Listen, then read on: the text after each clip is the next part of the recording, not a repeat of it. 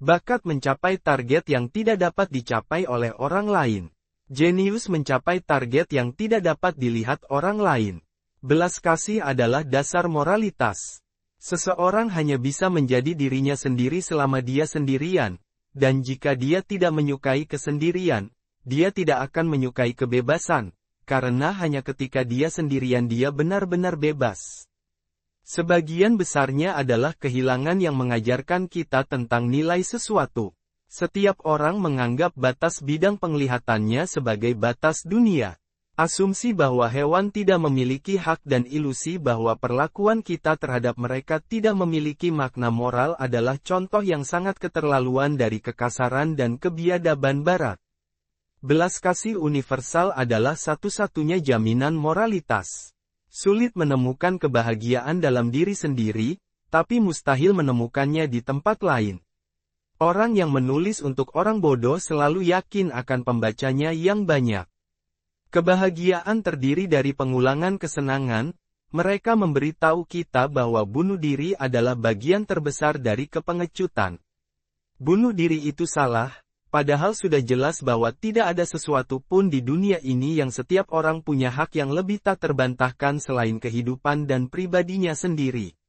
Setiap orang bodoh yang malang, yang tidak memiliki apapun yang dapat dibanggakannya, menjadikannya sebagai kebanggaan sumber daya terakhir di negara tempat ia berasal, dia siap dan dengan senang hati membela segala kesalahan dan kebodohannya sekuat tenaga, sehingga dia bisa mengganti kerugiannya sendiri. Seseorang harus menggunakan kata-kata umum untuk mengatakan hal-hal yang tidak biasa. Rasa kasihan terhadap hewan sangat erat kaitannya dengan kebaikan karakter, dan dapat dikatakan dengan yakin bahwa siapapun yang kejam terhadap hewan tidak bisa menjadi orang baik. Der mens kan tun was will, mungkin tidak ada yang akan terjadi. Manusia dapat melakukan apa yang dia kehendaki, tetapi dia tidak dapat melakukan apa yang dia kehendaki. Saat kita membaca, orang lain berpikir untuk kita hanya mengulangi proses mentalnya. Dalam belajar menulis, murid menelusuri dengan penanya apa yang telah digariskan guru dengan pensil, demikian pula dalam membaca, sebagian besar pekerjaan pemikiran telah selesai untuk kita. Inilah sebabnya mengapa kita merasa lega jika membaca buku setelah sibuk dengan pikiran kita sendiri. Dan dalam membaca, pikiran sebenarnya hanyalah tempat bermain pikiran orang lain.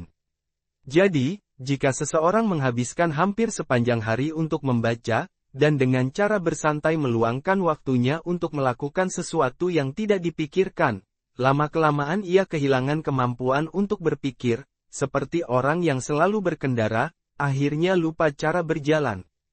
Hal ini terjadi pada banyak orang terpelajar, mereka menganggap diri mereka bodoh. Seni tidak membaca adalah sesuatu yang sangat penting. Hal ini berarti tidak menaruh minat pada apapun yang mungkin menarik perhatian masyarakat umum pada waktu tertentu. Ketika pamflet, novel, atau puisi politik atau gerejawi menimbulkan keributan besar, Anda harus ingat bahwa siapapun yang menulis untuk orang bodoh selalu mendapat khalayak luas. Prasyarat untuk membaca buku bagus bukanlah membaca buku buruk. Karena hidup ini singkat. Hidup adalah proses kematian yang terus-menerus. Bahwa ketika Anda membeli buku, Anda secara optimis berpikir bahwa Anda telah meluangkan waktu untuk membacanya. Parafrase Schopenhauer, kita mengorbankan 3/4 diri kita untuk menjadi seperti orang lain. Selera humor adalah satu-satunya kualitas ilahi manusia. Tingkat kecerdasan yang tinggi cenderung membuat seseorang menjadi tidak sosial. Jika anak-anak dilahirkan ke dunia hanya karena alasan yang murni, apakah umat manusia akan terus ada? Tidakkah seseorang akan lebih bersimpati terhadap generasi yang akan datang sehingga tidak membebaninya dengan beban hidup, atau setidaknya tidak mengambil tanggung jawab untuk membebankan beban itu kepadanya dengan darah dingin? Secara bertahap kita akan menjadi acuh tak acuh terhadap apa yang ada dalam pikiran orang lain ketika kita mengetahui sifat dangkal pemikiran mereka, sempitnya pandangan mereka, dan banyaknya kesalahan mereka. Siapapun yang terlalu menghargai pendapat orang lain akan memberi mereka terlalu banyak kehormatan. Bersikap sopan adalah hal yang bijaksana, akibatnya, bersikap kasar adalah hal yang bodoh. Membuat musuh dengan sikap tidak beradab yang tidak diperlukan dan disengaja sama gilanya dengan membakar rumah Anda. Karena kesopanan itu seperti sebuah konter sebuah koin palsu, yang dengannya kita menjadi bodoh jika bersikap pelit. Yang meresahkan dan membuat depresi generasi muda adalah perburuan kebahagiaan dengan asumsi kuat bahwa hal itu harus dipenuhi dalam hidup. Dari sinilah muncul harapan yang terus-menerus tertipu dan juga ketidakpuasan. Gambaran menipu tentang kebahagiaan yang samar-samar melayang di hadapan kita dalam mimpi kita, dan sia-sia kita mencari aslinya. Banyak hal yang dapat diperoleh jika, melalui nasihat dan instruksi yang tepat waktu, kaum muda dapat menghapuskan dari pikiran mereka anggapan yang salah bahwa dunia mempunyai banyak hal untuk ditawarkan kepada mereka. Akan lebih baik jika tidak ada apa-apa, karena ada lebih banyak kesakitan daripada kesenangan di bumi. Setiap kepuasan hanya bersifat sementara, menciptakan hasrat baru dan kesusahan baru, dan penderitaan hewan yang dilahap selalu jauh lebih besar daripada kesenangan si pemakan. Perlakukan sebuah karya seni seperti seorang pangeran, biarkan karya itu berbicara kepada Anda terlebih dahulu.